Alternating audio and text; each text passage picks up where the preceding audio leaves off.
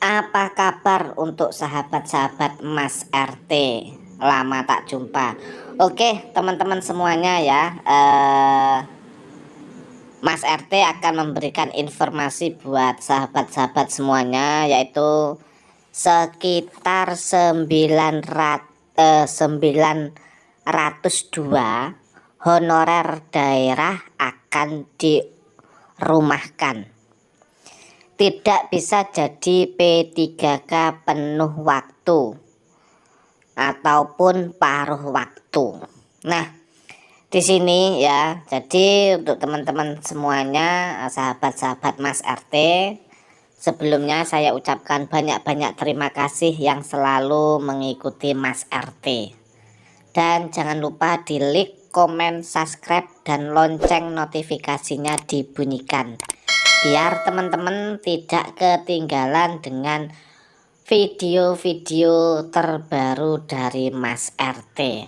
Oke, ndak usah lama-lama, langsung saja informasinya seperti ini. Jadi gini ya teman-teman semuanya, sekitar 902 honorer daerah akan dirumahkan.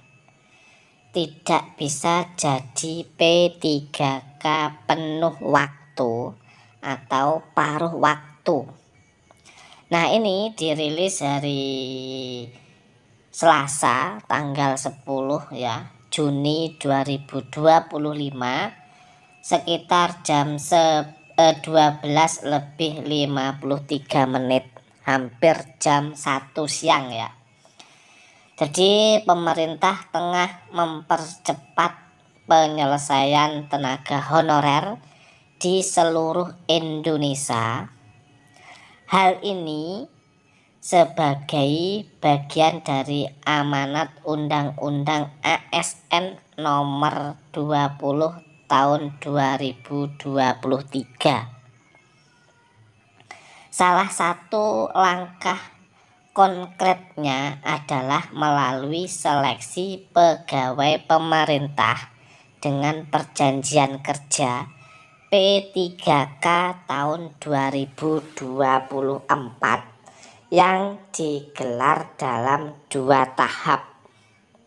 Nah, pasti teman-teman saya perjelas lagi, ada 2 tahap ya, ada gelombang 1 dan gelombang 2. Nah, namun kebijakan ini ternyata berdampak besar, termasuk bagi ratusan tenaga honorer di daerah. Untuk teman-teman semuanya, harap hati-hati bagi para tenaga honorer yang tengah menanti harapan untuk diangkat menjadi ASN. Tak tunggu-tunggu ya, tak tunggu-tunggu, sebanyak 902 tenaga honorer daerah disebut dipastikan akan dirumahkan. Jadi sebanyak 902 tenaga honorer di daerah tersebut dipastikan akan dirumahkan. Apakah teman-teman itu nanti termasuk yang akan dirumahkan atau tidak? Silahkan ikuti video ini sampai habis. Nah, mereka akan dirumahkan lantaran tidak memenuhi kriteria pengangkatan P3K, baik penuh waktu maupun paruh waktu. Siapa saja mereka? Berikut informasi selengkapnya. Seleksi P3K 2024 dibagi jadi 2 tahap.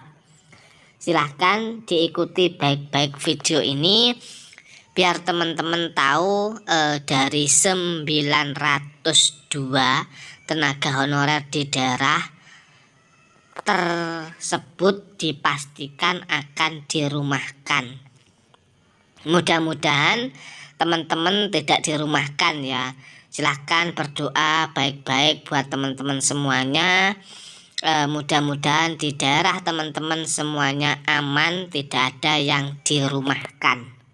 Pastinya teman-teman semuanya itu sudah tahu bahwa pemerintah sebagai seleksi P3K tahun ini menjadi 2 tahap ya. Jadi teman-teman itu pasti sudah tahu kalau P3K itu dibagi menjadi 2 tahap. Tahap yang pertama itu dikhususkan bagi ex tenaga honorer kategori 2 atau THK2 serta honorer yang terdaftar dalam database BKN. Terus yang kedua, tahap 2 itu diperuntukkan bagi honorer non database BKN yang telah bekerja di instansi pemerintah minimal 2 tahun secara berturut-turut. Udah paham ya di sini teman-teman, ada 2 tahapan bagi teman-teman. Itu tahapan 1 itu diperuntukkan bagi THK2 ya. Ya, terus yang kedua itu non database ya. Nah, honorer yang lolos seleksi akan diangkat sebagai P3K penuh waktu dengan 2 syarat utama. Di situ yang teman-teman sudah dianggap lolos itu tetap mempunyai 2 syarat. Nah, syaratnya apa saja? Simak baik-baik biar teman-teman paham semuanya. Yaitu memperoleh peringkat terbaik dan tersedianya formasi. Bila salah satu syarat tidak terpenuhi, mereka akan dialihkan menjadi P3K paruh waktu. Nah, siapa saja yang akan dirumahkan? Pasti di sini teman-teman bertanya-tanya dan was-was ya pastinya, siapa saja. Nah, sekitar 902 itu honorer di daerah Kabupaten Muko ya. Muko Bengkulu akan dirumahkan. Teman-teman semuanya harus diketahui dari data yang ada sekitar 902 tenaga honorer yang dirumahkan karena mendapat prioritas diangkat menjadi pegawai pemerintah dengan perjanjian kerja atau P3K kata kabid pengadaan. Ya, jadi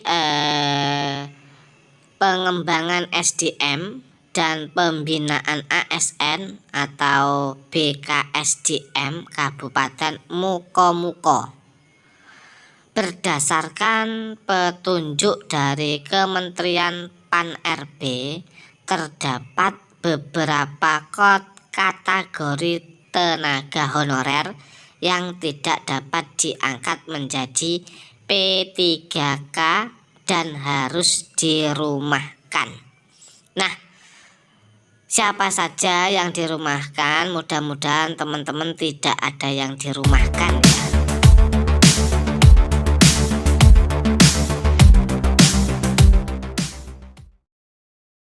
Jadi ini ya teman-teman, honorer yang tidak dapat diangkat menjadi P3K dan dirumahkan. Itu yang pertama, honorer yang masuk database BKN tetapi tidak mengikuti seleksi CASN formasi 2024. Yang kedua, honorer yang tidak masuk database lalu mengikuti seleksi namun tidak lolos atau bahkan tidak mengikuti seleksi sama sekali.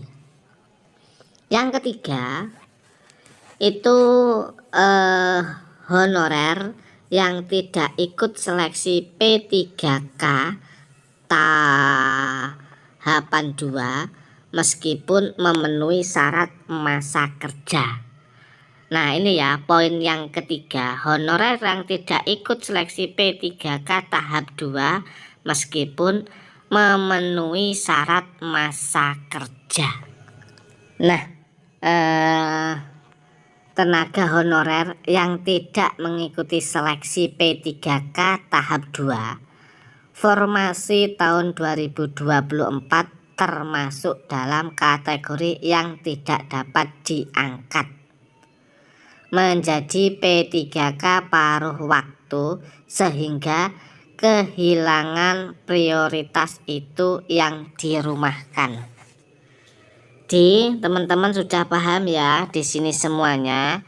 Jadi terhadap peserta yang lolos seleksi P3K tahap 2 formasi 2024 meskipun tidak dirumahkan, tetapi pengangkatan sebagai P3K paruh waktu belum bisa dipastikan karena mempertimbangkan kebutuhan pegawai dan kemampuan daerah pembayaran atau gaji.